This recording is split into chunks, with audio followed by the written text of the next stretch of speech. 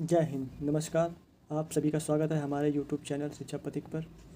हम आपके लिए लाए हैं T20 सीरीज, जिसके माध्यम से आपको हर वीडियो में मिलेंगे परीक्षा के लिए 20 अति महत्वपूर्ण प्रश्न। तो चलिए शुरू करते हैं। सबसे पहले हमें UPRO ARO के हिंदी में पूछे जाने वाले 6 टॉपिक के बारे में पता होना चाहिए। UPRO ARO में हिंदी के 6 टॉपिक पूछे जाते हैं, जिसमें पहला टॉपिक है विलोम शब्द, वाक्य एवं वर्तनी शुद्ध, अनेक शब्दों के लिए एक शब्द, तत्सम एवं तद्भव शब्द, विशेषण और विशेष, और अंत में पर्यायवाची शब्द। इन सभी 6 टॉपिक से कुल मिलाकर 60 प्रश्न बनते हैं। प्रत्येक टॉपिक से 10-10 प्रश्न आते हैं। सबसे पहले पार्ट 1 के माध्यम से पिछली परीक्षाओं में जितने भी प्रश्न पूछे गए हैं या पिछली परीक्षाओं में जो भी इंपॉर्टेंट प्रश्न पूछे गए उनके बारे में देख लेते हैं। हमारा पहला प्रश्न है विभावरी शब्द का पर्यायवाची है। पहला ऑप्शन है चंद्रिका, दूसरा ऑप्शन है दामिनी, तीसरा ऑप्शन है शर्वरी, चौथा ऑप्शन है तरली। सबसे पहले हमें बताना चाहिए विभावरी शब्द का अर्थ क्या होता है। विभावरी शब्द का अर्थ होता है रात। क्या होता है? रात। Option A Chandrika. चंद्रिका का अर्थ होता है चांदनी। दामिनी का अर्थ होता है बिजली। तरली का अर्थ होता है नाव।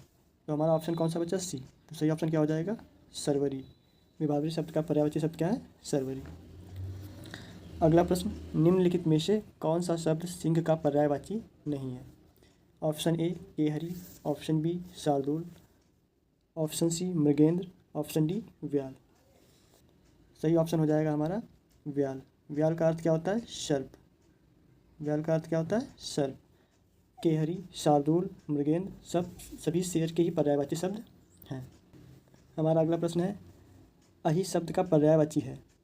ऑप्शन नंबर ए अटवी, ऑप्शन नंबर बी शुरारी, ऑप्शन नंबर सी उरग, ऑप्शन नंबर डी सिंधु। अहि शब्द का अर्थ होता है, ये अहि शब्द किसका पर्यायवाची है? सर्प का। ऑप्शन नंबर ए अटवी किसका पर्यायवाची है? जंगल का। अटवी किसका पर्यायवाची है? जंगल का।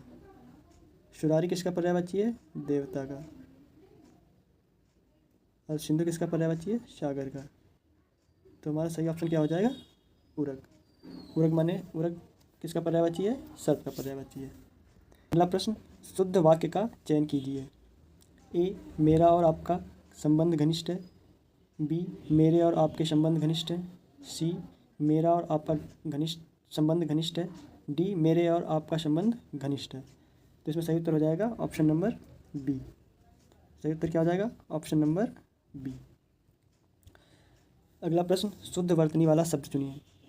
ए अनधिकृत, बी अनाधिकृत, बी अनाधिकृत, डी अनधिकारित। तो सही उत्तर हो जाएगा ऑप्शन नंबर ए अनधिकृत। अगला प्रश्न, निम्नलिखित में से किस वाक्य में विशेष का प्रयोग नहीं हुआ है? ए भारतीय संस्कृति महान है, बी वह फल मीठा है, सी वह तेज दौड़ता है, डी पांच लड़के खेल रहे हैं। पहले ऑप्शन में देख लेते हैं हम कोई शब्द संज्ञा है। तो पहले ऑप्शन में संस्कृति शब्द क्या है? एक संज्ञा है। बी ऑप्शन में फल शब्द क्या है? एक संज्ञा है। डी ऑप्शन में लड़के क्या है? एक संज्ञा शब्द है। तो हमारा सही उत्तर क्या हो जाएगा? वह तेज दौड़ता है। सही उत्तर हमारा क्या हो जाएगा? वह तेज दौड़ता है। इसमें क्या है? कोई भी संज्ञा का प्रयोग नहीं हुआ है। वह क्या है? एक सर्वनाम है। तेज क्या है? क्रिया विशेषण है। दौड़ता क्या है? क्रिया है। अगला प्रश्न, मोटा आदमी में मोटा विशेषण है, लेकिन यह आदमी मोटा है में मोटा किस प्रकार का विशेषण है? तो हमें सबसे पहले पता होना चाहिए, जब भी संज्ञा से पहले विशेषण शब्द का प्रयोग होता है तो उसे क्या बोलते हैं? उद्देश्य विशेषण बोलते हैं। जब भी संज्ञा के बाद किसी विशेषण शब्द का प्रयोग होता है तो उसे क्या बोलते हैं? विधेय विशेषण। तो हमारा सही उत्तर हो जाएगा विधेय विशेषण। सही उत्तर क्या हो जाएगा हमारा? विधेय विशेषण। अगला प्रश्न, निम्नलिखित वाक्यों में से किसमें सार्वनामिक विशेषण का प्रयोग हुआ है? सार्वनामिक विशेषण क्या होता है? जब सर्वनाम शब्द किसके पहले आए? किसी संज्ञा के पहले आकर उसकी विशेषता बताएं तो उसे क्या बोलते हैं? सार्वनामिक विशेषण बोलते हैं।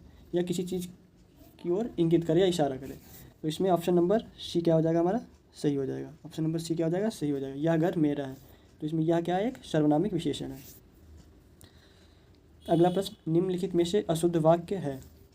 मैंने बाजार से अनेकों पुस्तकें खरीदी, मैंने बाजार से अनेक पुस्तकें खरीदी, मैंने बाजार से कई पुस्तकें खरीदी, मैंने बाजार से बहुत सी पुस्तकें खरीदी।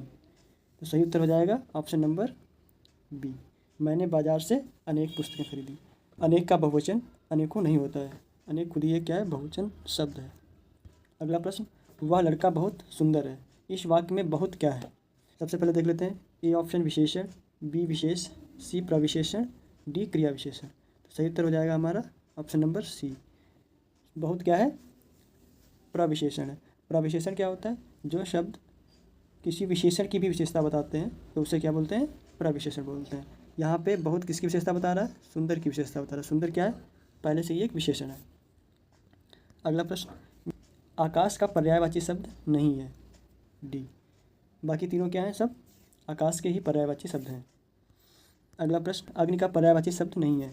ऑप्शन नंबर ए पावक, ऑप्शन नंबर बी अनल, ऑप्शन नंबर सी अनिल, ऑप्शन नंबर डी वनी। तो इसमें सही उत्तर हमारा कौन सा हो जाएगा? ऑप्शन नंबर सी अनिल। अनिल किसका पर्यायवाची होता है? अनिल हमारा हवा का पर्यायवाची होता है। किसका पर्यायवाची होता है? हवा का। तो क्या पूछा है? अग्नि का पर्यायवाची शब्द नहीं है, तो कौन सा हो जाएगा? Option number C. अगला प्रश्न, शुद्ध वर्तनी वाला शब्द चुनिए। सही उत्तर क्या हो जाएगा हमारा? Option number D. श्रृंगार को एक और तरीके से लिख सकते हैं जिसे वर्तनी की दृष्टि से शुद्ध माना जाता है, श्रृंगार। ये भी श्रृंगार क्या है? सही है। बाकी सारे ऑप्शन क्या हैं? गलत हैं। अगला प्रश्न, शुद्ध वर्तनी वाला शब्द चुनिए। सही उत्तर हो जाएगा हमारा ऑप्शन नंबर सी संधि। अगला प्रश्न, जो कठिनाई से मिलता हो के लिए एक शब्द है। सुलभ, दुर्लभ, अलभ, प्राप्त। सही उत्तर हो जाएगा हमारा ऑप्शन नंबर बी। अगला प्रश्न, अंधकार का तद्भव शब्द क्या है? अंधेरा, अंधेरा, अंधकार, अंधेर। तो सही ऑप्शन नंबर ए। अंधकार का तद्भव शब्द क्या है? अंधेरा। अगला प्रश्न, हस्त का तद्भव शब्द है। ए हाथ, बी हस्ती, सी हास, डी हटना। सही उत्तर हो जाएगा हमारा ऑप्शन नंबर ए हाथ। हस्त का तद्भव शब्द क्या है? हाथ। अगला प्रश्न, निम्नलिखित में से कौन सा शब्द तत्सम नहीं है? ऑप्शन नंबर ए मयूर, ऑप्शन नंबर बी अग्नि, ऑप्शन नंबर सी पुष्प, ऑप्शन नंबर डी हल्दी। सही उत्तर हो जाएगा हमारा ऑप्शन नंबर डी हल्दी। हल्दी का तत्सम शब्द क्या है? हरिद्रा। अगला प्रश्न, वह स्त्री जिसका पति परदेश से लौटा हो के लिए एक शब्द है।